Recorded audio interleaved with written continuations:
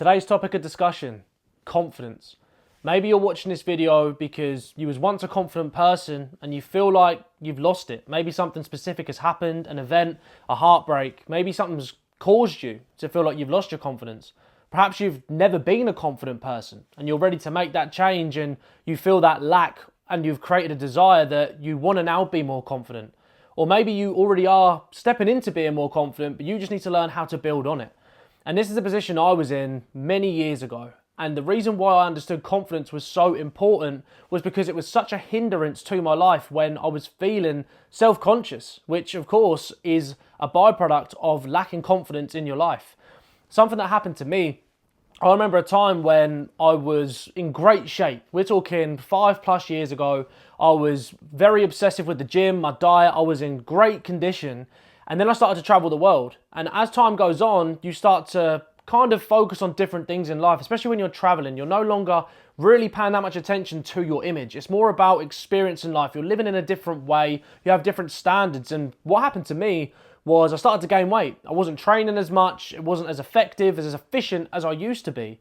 So then when I came back to the UK and I went back into that same environment that I was in beforehand and I was training in the same gym, I'm seeing people that have kept their bodies conditioned. They're in great shape, they're staying lean, they're heading into summer, and I'm not wanting to take my jumper off. I'm wanting to wear layers in the gym. It may be hot, I may be doing cardio, and I'm thinking to myself, this isn't ideal for me right now to be wearing an oversized hoodie. I'd rather be taking it off and just being in a t-shirt and training, but I didn't feel like I looked good enough to be in just a t-shirt. I wouldn't want to be in photos. I wouldn't want to get in front of a camera. I wouldn't want to even do Zoom calls sometimes because I would think to myself, I don't look my best. I know that I could look better than I am now. And what that ended up doing was flowing into every area of my life. I started to see my progress slip in everything I did. I started to see the lack of confidence show up in many areas. Even in conversations with people, even in things I was great at, I knew that I could go and perform in certain things.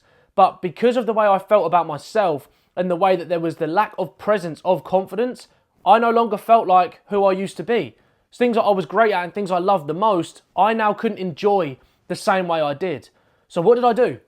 How did I regain my confidence? Now, this seems very specific to being in the gym. It seems specific in getting in shape, but it's not. As I've already mentioned, confidence is fractal. It's not just something that you can hold in one area and be super confident at one thing and maybe have no confidence in another. Of course, that sounds illogical. Of course, there's things that I'm more confident at doing than others, but that's usually built up and based off of experience because you have evidence to suffice that you can go and do something because you've done it before, which would make you feel more confident at something you've done over and over and over again, as opposed to something that you've never tried.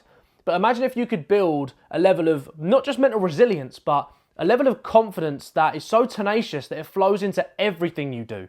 That even something that you've never done before, because you've built such a fortified level of internal self-confidence, that even if you've never even watched someone do it, you think, do you know what? Because of who I am and the way I feel about myself, I know I'm going to give this a try.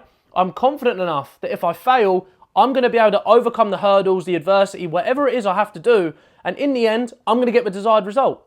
And that's purely because you now have the essence of confidence carried within you. And that's how I started to develop all different skills and started to really elevate in many, many areas of my life. At first, it started with personal appearance. And it started with wanting to show up better in relationships and in conversations and being on camera and creating content. But that essentially is purely because of who I now define myself as.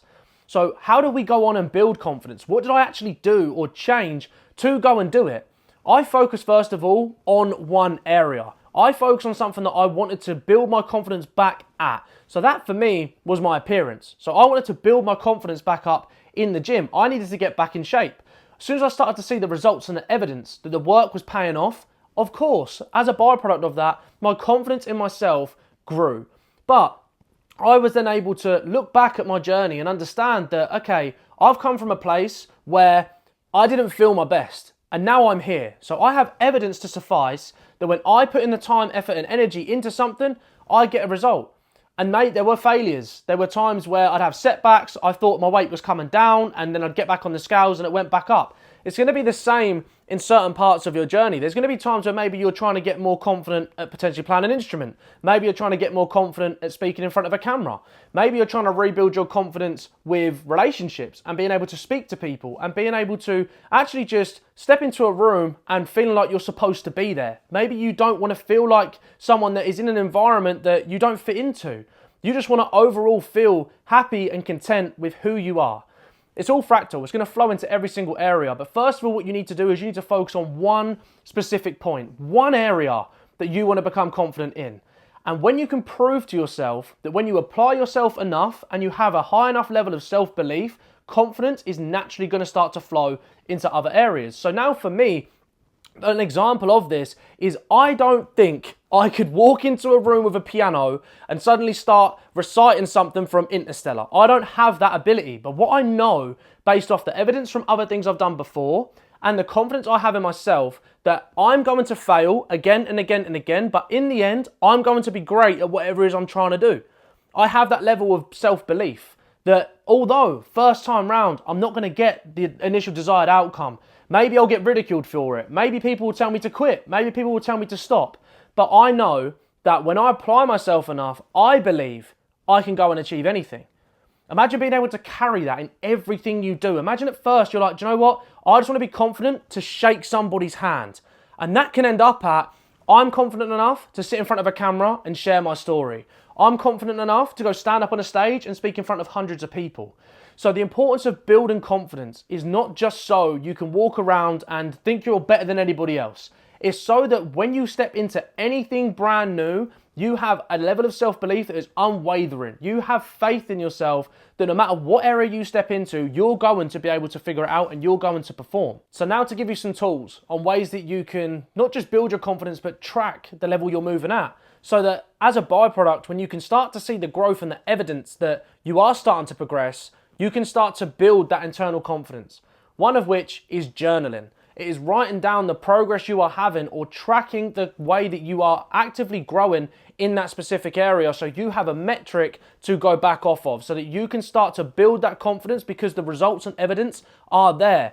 And the second and the most important thing you can do is change your internal monologue. Build up your level of belief and your confidence based off the way you speak to yourself. So no longer identify yourself as somebody that is not confident. Don't address out loud or even internally in silence that I can't do that because I'm not confident, or saying things like I'm not meant to be in these rooms, I'm not supposed to be here. Walk around with a level of with confidence and that internal monologue of saying I'm meant to be here. I'm built for this. This was given to me because it is meant for me. What is meant for me will never pass me. Build that level of belief internally through your language and other people will start to see it and that will inspire them, but they will believe it too. When they see the belief and confidence you have in yourself, other people are going to feel confident that you can do what you say you can do because of the way you are saying it. No one will be able to knock you down when they know that you have built a level of confidence and resilience that they wish